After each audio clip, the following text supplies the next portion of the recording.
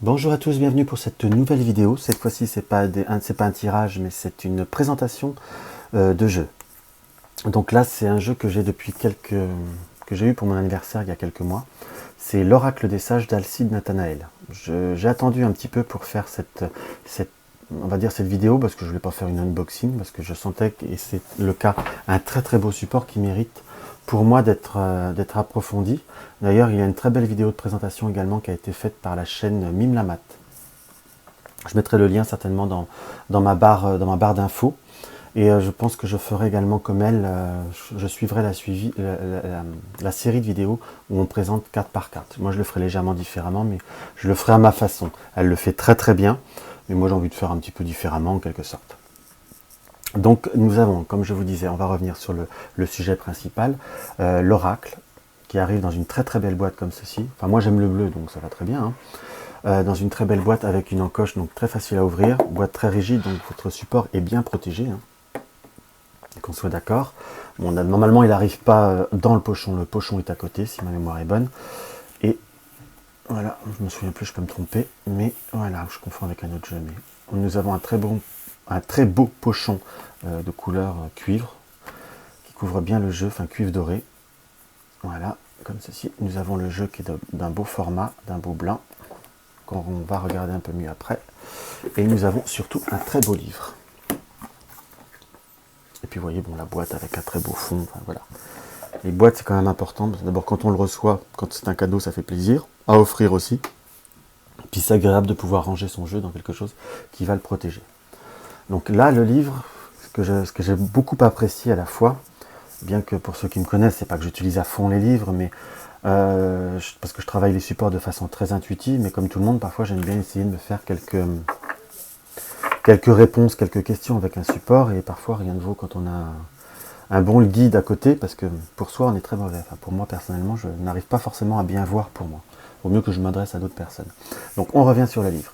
Donc nous avons le sommaire avec une page pas une page ou deux, même par carte, en quelque sorte. Voilà. Et je vais vous montrer pourquoi je le trouve très très bien. Bon, nous avons l'introduction.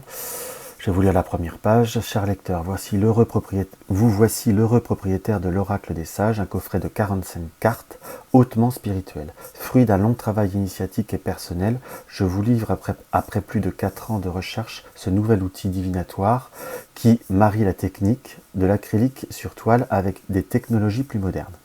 L'Oracle des Sages est un oracle au symbole simple, riche et multiple, assimilable par tous. Il est axé sur le plan divinatoire, mais il est capable de s'adapter pour tout autre type de tirage ou de guidance. C'est et ou guidance, j'ai remarqué exactement. Je vais vous finir de l'intro. Vous pouvez d'ores et déjà lui faire confiance, il sera capable de répondre à toutes les questions qui vous taraudent et d'y apporter une solution ou un éclaircissement.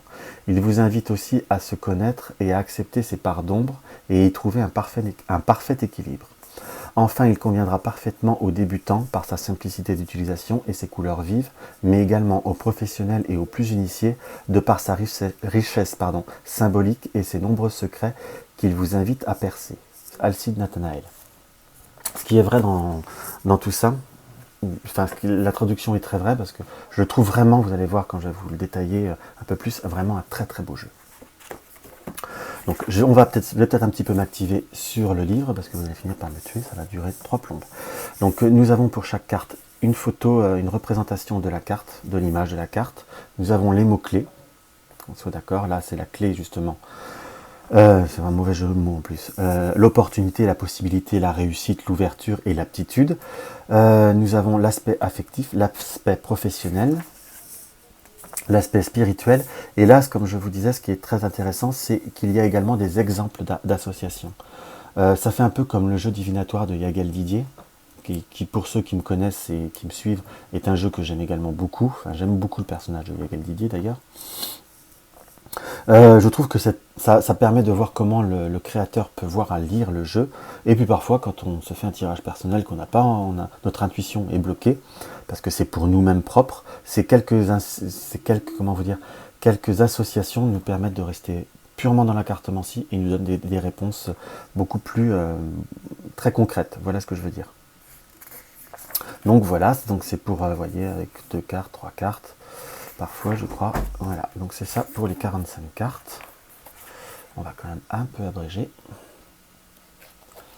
Hop là.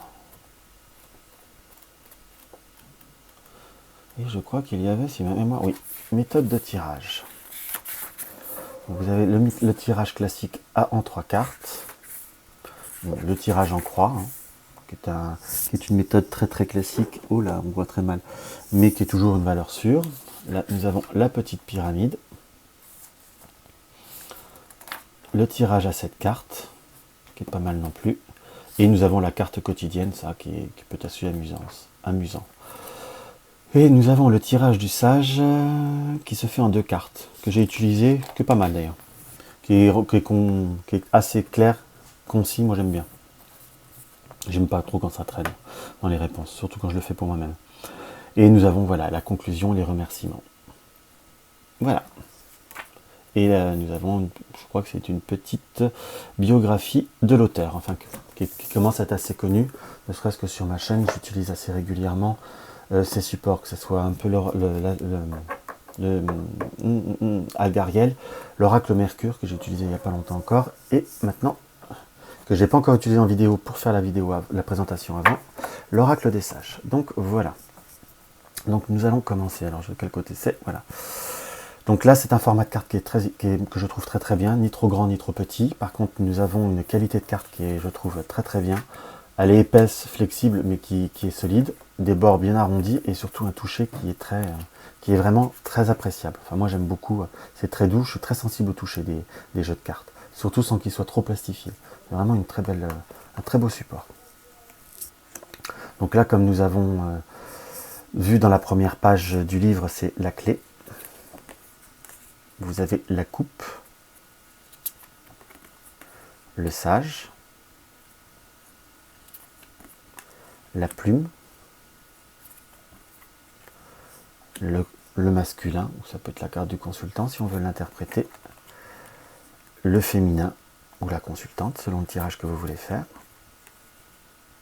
la vie avec le cristal pardon, ou les cristaux, le loup,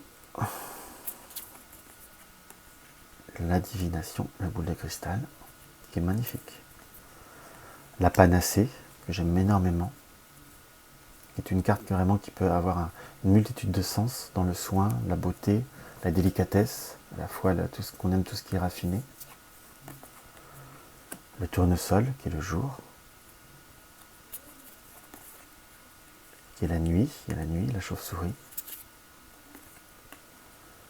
La fin, qui je trouve une carte qui est magnifique, la symbolique n'est pas forcément très belle, enfin la symbolique. Le message n'est pas forcément toujours des plus sympas, mais la carte est quand même magnifique. La croix, petit clin d'œil le normand. Le pendule. Les abîmes. Je ne sais pas si on voit bien, j'espère qu'on voit bien les images, mais c'est vraiment un jeu qui est magnifique. Nous avons l'étoile à 6 branches, enfin, à 6 pointes, pardon, ou 6 branches, l'étoile de David. La fortune, la corne d'abondance. La balance. Vous voyez, ça reste des symboles qui sont simples, mais à la fois, si on prend le temps, ça peut aller beaucoup plus loin. Le labyrinthe. L'épée. Le serpent. Ça c'est le serpent et la croix, ça me fait penser bien au petit Lenormand, que j'utilise beaucoup d'ailleurs. Le cristal noir. Le casque. Le miroir. L'écu. Petit clin d'œil au tarot. Enfin, moi ça me fait penser au tarot persan dans la mine dira. Les rêves, qui est encore un cristal. Pas encore.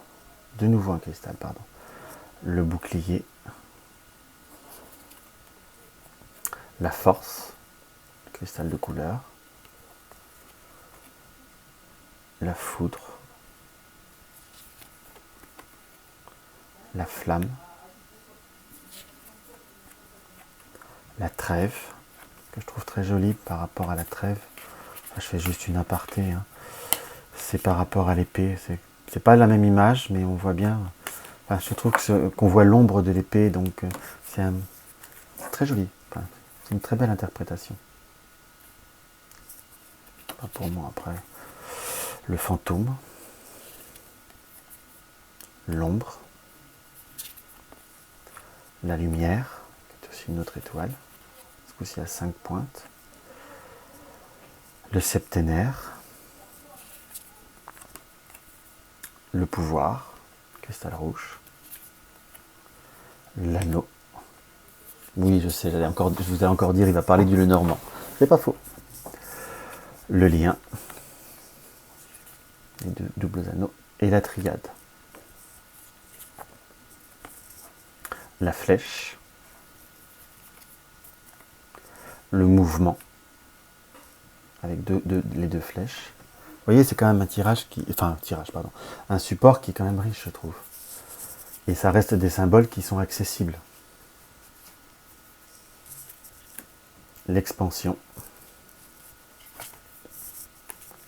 la lettre, oui, le normand, et le parchemin. Donc voilà, pour vous présenter le support. Et vraiment, ce que je tiens encore à préciser, c'est vraiment la qualité des cartes. Moi, j'aime beaucoup, enfin, je suis très sensible à ça, point de vue du toucher, ce qui est pas tout, mais quand on travaille avec, c'est agréable d'avoir un support qui se tient bien en main. Enfin, pour moi, après, il y en a qui aiment plus grand. Moi, plus grand, ça me gêne les mains après. Donc voilà. Et par la même occasion, il faut même remercier Alcide pour son très bon travail. Ça fait vraiment un support qui, vous verrez, vous apportera d'énormes satisfactions. Tous les supports d'Alcide, je trouve, sont même complémentaires. Il m'est déjà arrivé de faire un tirage avec les trois, que ce soit Algariel, Mercure et l'Oracle des Sages. Donc en attendant les autres vidéos que je ferai avec le temps, je vous invite à découvrir plus amplement ce support. Déjà, vous allez le découvrir dans mes tirages très très prochainement. Je vous embrasse tous. Laissez-moi un petit commentaire pour savoir vos impressions sur l'Oracle des Sages. Ça me fait toujours plaisir. Je vous embrasse et je vous dis à très vite.